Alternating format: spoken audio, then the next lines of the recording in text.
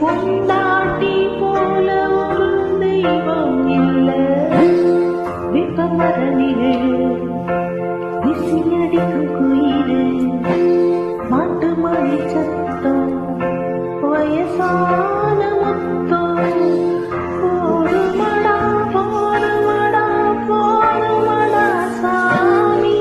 அட என்ன போல சுகமான ஆளு இருந்தா சாமி. மார்கழியில் குளிச்சு பாரு, குளிர பழகி போகும்.